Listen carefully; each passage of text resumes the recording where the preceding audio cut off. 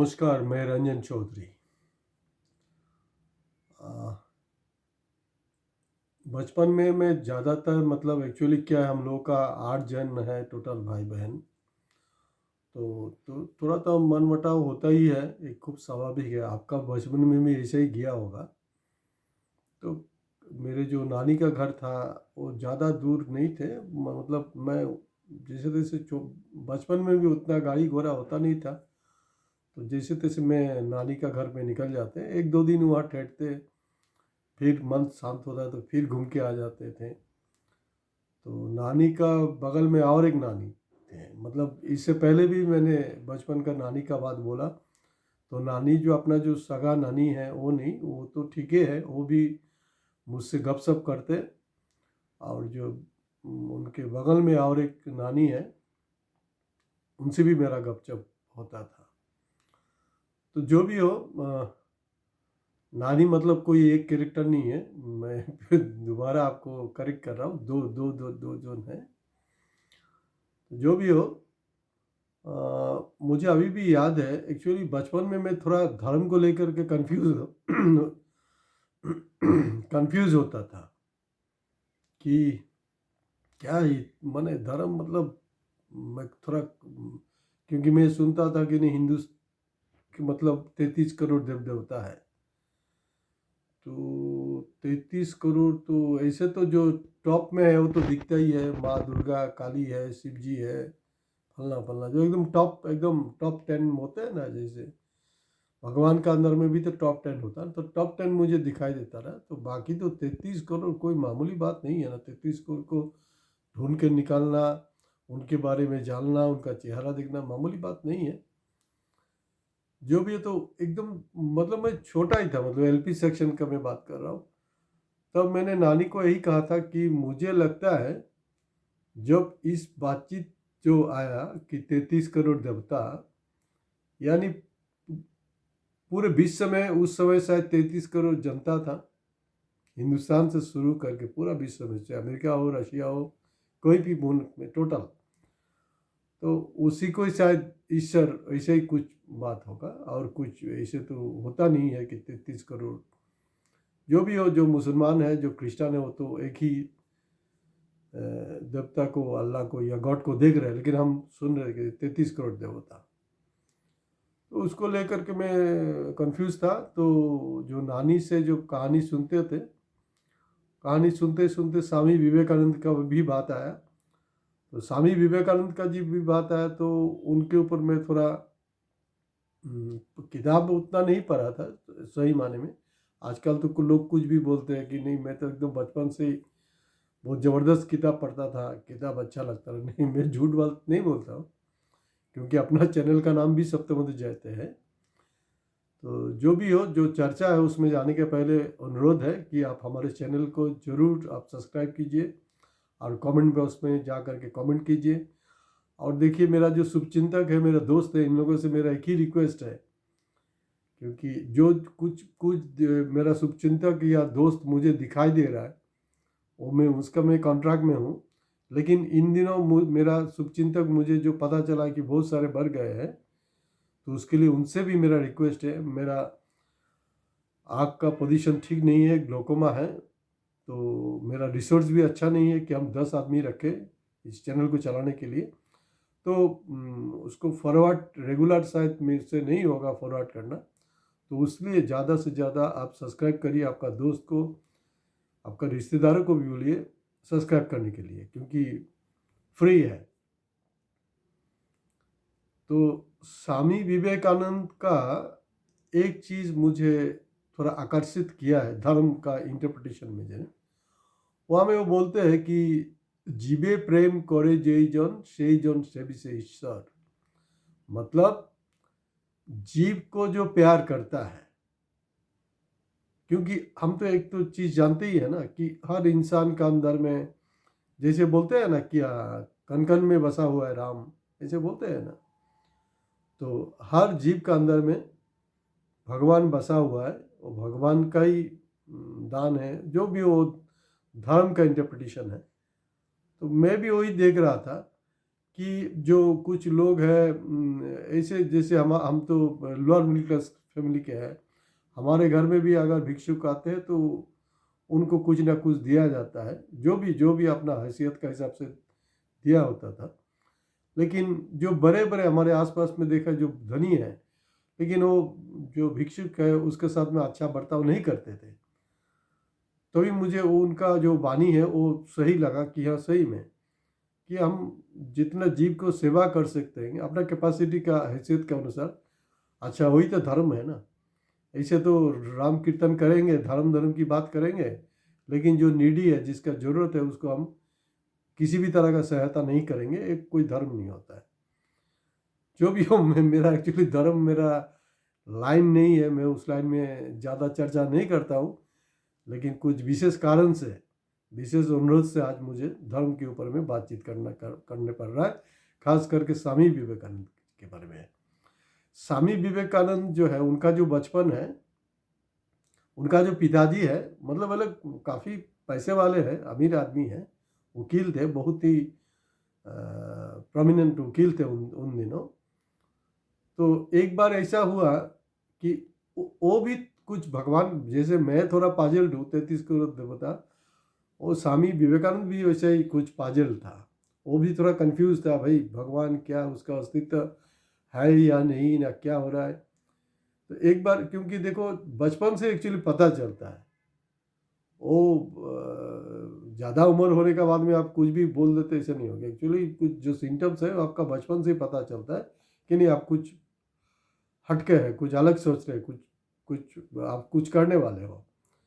तो ऐसा है कि कहानी कि वो जो वकील है उनका पिताजी, उनका घर में अक्सर उनका जो क्लाइंट लोग आता रहा, तो किसी ने मिठाई लेके आ गया, तो शायद कोई मुसलमान था, तो मिठाई लेकर के आ गए, तो वो मिठाई का बक्सा से स्वामी जी मिठाई पसंद करते थे, और मिठाई खाना चालू कर दिया। तो इसमें उतना उनका मम्मी आ गए, मम्मी आकर के रोका, बोले नहीं, इसको नहीं खाना है, जिसका तिसका तुम ये मत खाओ, क्योंकि तुम जात, तुम्हारा धर्म भ्रष्ट हो जाएगा। तो उससे वो तो एग्री नहीं हुआ, लेकिन कोई नाराज़गी जाहिर नहीं की। तो उतने में उनका पिताजी का जो बड़ा जो बैठक खाना होता है, क्योंकि वो बहुत बड़े वकील थे, और अलग अलग जात बिरादरी धर्म के लोग वहाँ पर आते थे, और उन दिनों सिगरेट का उतना भी प्रचलन नहीं था।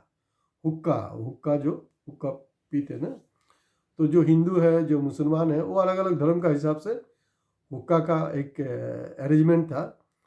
तो स्वामी जी ने वहाँ जा करके वो जितने भी हुक्का का पाइप जो है उसको पीने लगा। तो उसका पिताजी का नज़र में आया, बोले क्या हुआ? तो बोले नहीं, इसे माँ बोला कि जो तो नहीं खाना चाहिए, जात धर्म भ्रष्ट हो जाता है।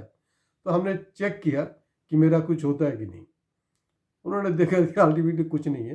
तभी उनका पिताजी जो है, उन्होंने सोच लिया था कि नहीं, ये मेरा जो बेटा है कुछ एक्सेप्शनल है, और आगे जाके कुछ होगा। और जो उनका पिताजी जो सोच रहे थे, आखिर में वो हुआ है। जैसे कोलंबस ने अमेरिका आविष्कार किया ना, पूरा जो विश्व है, विश्व, ये जो विश्व गुरु का बात कर रहे हैं ना, एक्चुअली पूरे विश्व को, हिंदुस्तान को पहचाना ना, उसका अंतर्जातिक मंच में उसको स्टैब्लिश करना, हिंदुस्तान क्या है, उनका जो चिकागो अमेरिका का ऐतिहासिक धर्म सम्मेलन है, उसी में वो स्टैब्लिश होता है। तभी एक्चुअली, जैसे मैं वो एक डिस्कवरी ऑफ इंडिया नहीं है, डिस्कवरी मतलब जस्ट एक कंपैरिजन में दे रहा हूँ, यही था। और स्वामी विवेकानंद जो है, उनका जो नाम है, वो ब्राह्मण नहीं थे। आज तो क्या है, आज तो जो ब्राह्मण है वही उनका ही कदर है, उनसे ही सब कोई पूजा वूजा कराता है। लेकिन स्वामी विवेकानंद जो है, उनका नाम था नरेंद्रनाथ दत्त, यानी वो कायस्थ था, वो ब्राह्मण नहीं था। लेकिन आज का दिन में जितने भी बड़े बड़े जो लोग हैं ना, ब्राह्मण लोग हैं, जो वो जा करके एकदम साष्टांग प्रणाम करके मिशन में, रामकृष्ण मिशन में जा करके उनको सेवा उनको देते हैं। तो ब्राह्मण क्या है? ब्राह्मण मतलब आपका टाइटल क्या हो गया, आप मुखर्जी लिखते हो, चटर्जी लिखते हो, बनर्जी लिखते हो, उससे कोई मतलब नहीं है। चौधरी लिखते हो, इसका मतलब है ब्राह्मण क्या है? ब्राह्मण मतलब वो ब्राह्मणत्व जो है, श्रेष्ठता जो है वो आपका अंदर में होना चाहिए।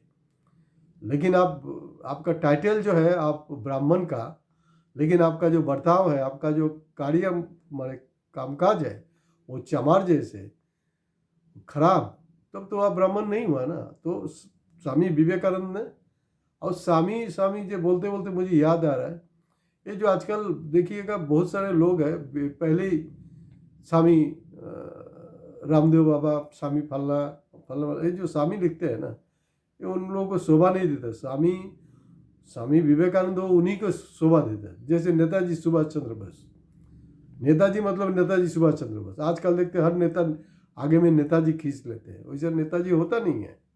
जो भी हो, नेताजी सुभाष के ऊपर भी हम आगे एपिसोड करेंगे। लेकिन उनके अंदर में कोई भी हिंदू मुसलमान वाला जो कहानी है वो सब नहीं था। उनके लिए सब कुछ बराबर था, सब कुछ। और हमने देखा है, हमने जो स्टडी किया है, तो बीच में मेरा एक आर्टिकल भी निकला था स्वामी विवेकानंद के ऊपर में। तो मैंने एक एक चीज़ को वहाँ में इंटरप्रेट करने की कोशिश, क्योंकि एक आर्टिकल में तो आप कुछ ज़्यादा नहीं लिख सकते हो। लेकिन हाँ, यूट्यूब में और प्रॉब्लम होता है कि उससे भी और थोड़ा छोटा करके बात करना पड़ता है, और आपके पास उतना फुर्सत भी नहीं है। अगर मैं वीडियो करूँ तो इतना बहुत लंबा खींचेगा। लेकिन इस वीडियो को, मेरे बातचीत को लेकिन अंत तक आप लोग सुनिए, तो उसी से आप ही का फ़ायदा है, क्योंकि स्वामी विवेकानंद के बारे में आप थोड़ा बहुत कुछ जान पाओगे। तो स्वामी विवेकानंद जो एक जगह में बैठा नहीं था, वो माने उनका एक माने क्यूरियसिटी था, क्या है नहीं है जो भी है। आखिर में उनका जो गुरु है, उनका जो गुरु है परमहंस रामकृष्ण देव, उन्हीं से उनको दिशा मिली क्या एक्चुअल धर्म क्या क्या नहीं है। और उनका जो गुरुजी है, गुरुजी के बारे में भी मैंने जो अध्ययन किया, जो मैंने जाना है कि हिंदू धर्म का जब भी कुछ भी जटिलता आया, कुछ भी कॉम्प्लिकेसी हो रहा है, उसको एकदम सिंपल ढंग से उसको व्याख्या उन्होंने किया है। और उन्होंने रामकृष्ण ने वो महसूस किया था कि मैं इस धर्म को या इस विषय को प्रमोट करने के लिए सही बंदा स्वामी जी है। और ठीक उस दिशा में वो कामयाबी भी हुआ। और रामकृष्ण बोलने से यह याद आ रहा है, रामकृष्ण मतलब वो जो आप जो बोल रहे हैं पुरुषोत्तम राम, उससे कोई लेना देना नहीं है। लेकिन आज का दिन में हम क्या देख रहे हैं, आज का दिन में ऐसा हो रहा है, जो रामकृष्ण मिशन है ना, वहाँ पर भी वो जो पुरुषोत्तम राम वाला कहानी है, वो भी वहाँ में वो ज़्यादा इस्टेब्लिश हो रहा है। जो एक्चुअली में उनका जो मकसद, उनका जो बानी है, वो उसमें नहीं है, वो दूसरा कुछ प्रमोट कर रहा है। और रामकृष्ण मिशन इसके लिए क्यों कर रहा है? क्योंकि उनका प्रभु का जो स्टेट में पावर में है, सेंट्रल में पावर में है, उनका स्पॉन्सरशिप चाहिए। लेकिन ये टोटल जो है अलग बात है, क्योंकि उनका जो गुरु जी है, उनका गुरु वो कभी भी रामकृष्ण जी जो है पुरुषोत्तम राम का भक्त नहीं था, वो माँ काली के भक्त थे। और वो आप अच्छे से पढ़िएगा। और ये जो आजकल जो हम लोग जो गोभक्त का कहानी नहीं सुन रहे हैं, जो गोभक्त उल्टा माफियागिरी कर रहा है गो सुरक्षा के नाम पर, तो स्वामी विवेकानंद के समय में भी ऐसा हुआ है कि काफ़ी मतलब कलेरा, डायरिया, एक मध्य भारत में ऐसा घटना चल रहा था, वो भुखमरी। उस हालत में एक गोभक्त जो टीम है, उन लोगों का एक टीम आया, तो उनसे मिलने के बाद में बोला कि आप हमें मदद कीजिए। बोले क्यों? बोले ऐसे ऐसे हम लोग गौ माता के लिए काम कर रहे हैं। तो स्वामी विवेकानंद ने कहा है जी, आप एक काम करो, आपको पता है कि मध्य भारत में ऐसा ऐसा घटना हो रहा है, आप एक काम करो, आप पहले वो जो जीवे प्रेम करे जन से विशेष सर, ये जो वाला बात जो है ना, उसका साथ में कनेक्टेड है इसका। तो उन्होंने बताया स्वामी जी ने वो गोभक्त को, जी आप एक काम करो, पहले जा करके जो इंसान जो मर रहा है, इंसान जो भूखे है, जो बीमारी से मर रहा है, जूझ रहा है, उसको जा करके सेवा दो। उसके बाद हम तुम्हारा गौ माता का सुरक्षा के लिए काम करेंगे। तो इतने में उन्होंने बोला क्या, नहीं हम लोग तो वो सब मानव का नहीं, हम लोग सिर्फ गौ माता का सुरक्षा करते हैं। बोले हाँ। तब स्वामी जी ने बोला कि हाँ ठीक ही बताया, आपका माँ तो गौ माता है ना, तो उसके लिए आपका दिमाग भी वैसा ही है, तो आप इससे तो कुछ ज़्यादा नहीं सोच सकते हो। उसके लिए मैं जस्ट एक बैकग्राउंड उसको खींच रहा हूँ। और मेरा जब आर्टिकल निकला था तो उसके बारे में किसी ने भक्त ने मुझे चैलेंज किया था। चैलेंज किया, बोले ठीक है मेरे ऊपर मैं डिफॉर्मेशन केस डाल दो ना, क्योंकि मैं कुछ भी बात करता हूँ, चाहे पॉलिटिकल हो या रिलीजियस मैटर हो, कुछ भी सब्जेक्ट हो, सोशल मैटर हो, हम स्टडी करके बात करते हैं, बिना स्टडी का कोई बात नहीं, ऊपरी ऊपरी में कोई बकवास नहीं करते। तो स्वामी विवेकानंद जो है, स्वामी विवेकानंद ऐसा एक मतलब हम लोग जो लिबरल ह्यूमैनिटेरियन आप उनको बोल सकते हैं, कि उसको अगर सही ढंग से अध्ययन करिए, उनको किताब पढ़िए। अगर कमेंट बॉक्स में जा कर के आप मुझे रिमार्क्स करिए तो मैं आपका एग्जैक्ट क्या क्वेश्चन है, आप क्या किस में टिप्पणी करना चाहते हैं, कहाँ पर रोकना चाहते हैं, हम आपको रेफरेंस भी दे देंगे, क्योंकि इतना सारा रेफरेंस देना संभव नहीं है। मुसलमान का प्रति उनका क्या बर्ताव था वो भी सब कुछ रिकॉर्डेड है।